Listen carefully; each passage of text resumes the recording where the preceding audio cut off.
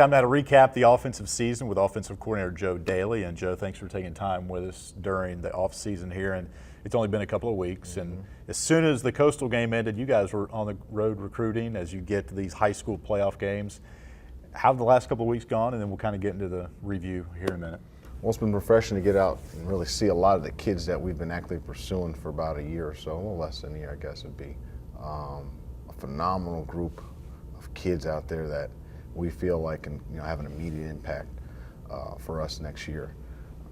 So with that being said, really and truly, it's been refreshing really to get out there, see those guys, get back, try to get them on campus, and see if we can get those guys to be part of our family. You know what I've seen also, sure, you want to be playing in the postseason right now, but how many kids I've seen still around before exams preparing for next fall, because we know that Baylor game's going to be here so quick, but how hungry this team is and continue to keep striving towards that goal. Well, I think the success that we had throughout the season really inspired the young guys on our team, because we're really a young football team, especially on offense, to really seek postseason play. And they know the only way that's going to present itself if they get themselves mentally and physically prepared for that opportunity next year. And we've met with a number of our guys with our postseason evaluations to kind of let them know what they need to do in order to get us in contention for postseason play. How about for you as an OC? Where did you grow most, you think, internally for you? I'd probably say just getting an overall temperature of the entire offense, each position group, understanding the temperament in which they need in order to play at their peak. In years past, just working with the quarterbacks and the skilled guys, you could tell what gets those guys fired up. Being a former quarterback and wideout, what inspires those guys. But working with the different combination groups, the tight ends, fullbacks, the running backs, and O-linemen, they're a unique breed, and you got to have a bead on what it takes to inspire and motivate those guys, in order to get the best out of them. After just thinking real quick, you lose Zach, you lose Kendall, you lose Dante. Beyond that, everybody's back. So getting ready for 2017, how excited is this group to really show people, hey, this is what we got coming back and how special it could be? Let's be honest with you, it's an opportunity really for us to really show, the quality of job of recruiting we've done with these past two classes. I mean, we play with a lot of guys that really should have probably redshirted, if they had that opportunity. But they did, and they had a lot of success as true freshmen.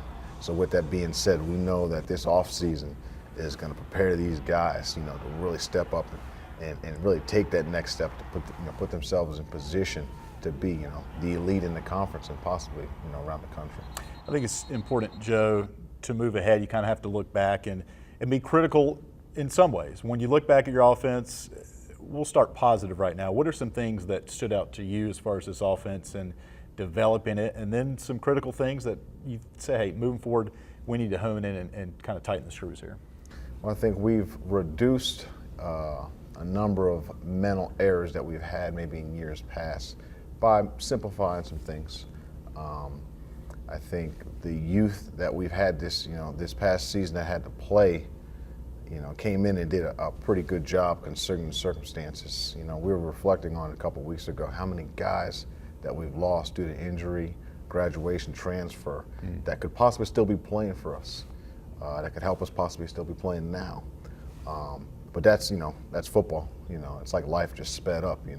Any mistake, any catastrophic thing that takes place is going to affect you immediately.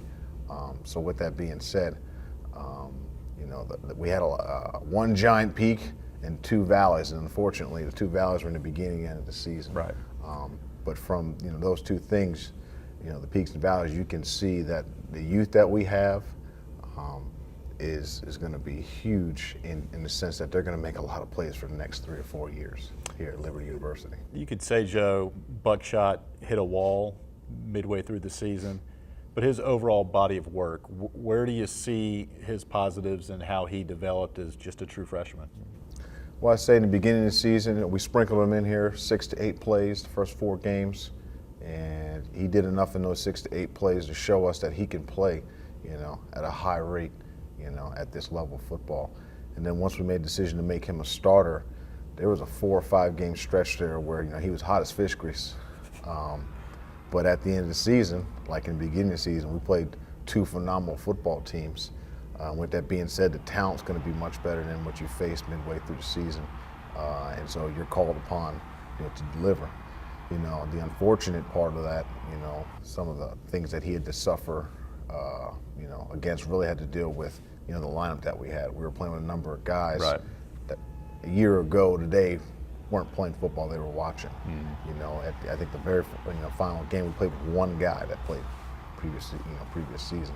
So with that being said, we were put in some unfavorable situations down distance-wise where we had to throw the ball, and they knew it, so they came after us. But for the most part, really, really impressed with his ability to digest a game plan, regurgitate it throughout the entire week, and then on game day, in some crucial situations, be able to recall and execute what we wanted. So really, really excited about his ceiling because I think that young man has a really, really bright future. And he continues to press himself and invest in this program by investing out of this building when he's not required to be here, really study the game of football and take care of himself mentally and physically. He's going to be a very, very talented young man. Final thought, Joe. Do you see this offense being able to play quicker once we get here next September? Yes, sir. I believe that once these young guys get their second season under their belt, the spring, so on and so forth, these guys will be able to play much faster. They've already kind of went through it once with fall camp and in the season, but going through it in the spring and then throughout the summer, I think these guys will be, they'll play with a little bit more urgency and be able to, recall their assignments much faster just because they've repped it a number of times. Thanks for the time, Joe. Happy holidays to you. Thanks for having me. That's offensive coordinator Joe Dailey.